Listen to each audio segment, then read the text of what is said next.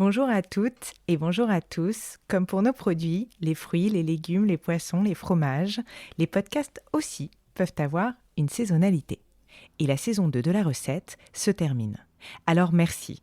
Merci à tous les chefs, les producteurs, les entrepreneurs qui ont accepté de me confier leur histoire et leurs ingrédients du changement. Et surtout merci à vous, auditrices, auditeurs, pour vos retours, vos messages et bien sûr, vos écoutes. En attendant la saison 3, qui, si tout va bien, sortira dans quelques mois, je ne vous laisse pas sur votre faim, puisque je vous ai concocté des épisodes hors série, et le premier, le voici. On va commencer ? Je t'écoute, je suis prête. Et si on pouvait aider la planète avec sa fourchette ? Et avoir un impact sur la société à chaque bouchée ?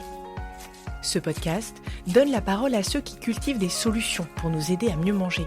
Chaque mois, ils nous livrent ici les ingrédients d'une alimentation durable et ils apaisent notre faim de mieux comprendre, enfin, ce qu'il y a dans nos assiettes. Bienvenue, je suis Julie Vanocel et vous écoutez La Recette.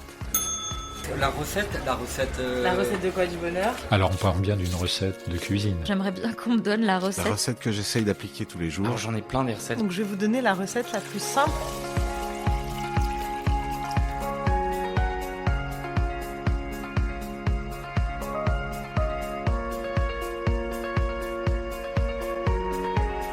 Christophe, vous goûtez avec nous ? Mais oui, bien sûr, on va goûter. Est-ce que vous avez déjà goûté une masse de cacao ? Non, jamais. C'est une expérience particulière parce que, évidemment, le cacao à ce stade est très, très amer, mais on peut déjà deviner le goût que va avoir le chocolat, le futur chocolat. Eh bien, on y va alors. Les fêtes de Pâques approchent à grands pas et vous vous apprêtez sûrement à partir en quête de chocolat. À tartiner, en poudre, en pépites ou en carré, en France, nous sommes de grands amateurs de chocolat puisque nous en consommons chaque année plus de 7 kilos par personne. Mais voilà, l'envers de ce dessert a souvent un goût amer. Le cacao a deux visages. Le cacao peut être à la fois, on va dire, destructeur de la forêt, favoriser la déforestation, favoriser la pauvreté des producteurs.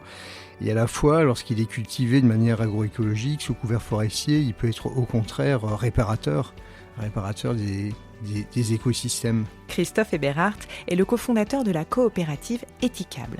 Depuis 20 ans, il travaille en lien direct avec les producteurs de cacao et mise sur le commerce équitable pour fabriquer un chocolat plus durable. Le commerce équitable vise à permettre une bonne rémunération correcte aux producteurs, de leur permettre de couvrir leurs coûts de production, de leur permettre d'avoir un revenu décent. Et il permet également de favoriser plutôt un mode de production agroécologique, un mode de production durable. Dans cet épisode, Christophe nous raconte le parcours de nos tablettes, de la récolte des fèves à la confection du chocolat, et nous explique pourquoi les prix de cet or brun sont en train de bondir depuis quelques mois. Alors en effet, le cacao a connu une envolée des prix. Globalement, je pense qu'une tablette de chocolat qui, en grande distribution, était vendue peut-être 2 €, va être au moins aujourd'hui à 3 €, voire peut-être 3,50 €. Ensemble, on va aussi décrypter ce marché et explorer les tendances qui vont dans le bon sens. On considère qu'aujourd'hui, il y a plus de 200 fabricants bean-to-bar en France qui peuvent avoir un grand impact et faire des belles choses. Alors, d'où vient le chocolat que nous consommons ? Comment est-il fabriqué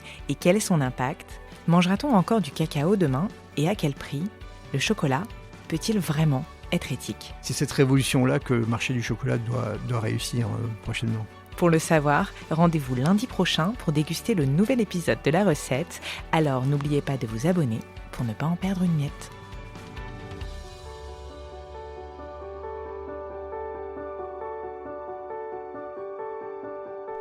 Alors il est comment ce chocolat ? Il a une belle amertume. Je sens des petites notes fruitées aussi, de fruits cuits, je dirais. Il a une note chocolatée très présente, bien forte, un bon chocolat intense. C'est quand même très bon.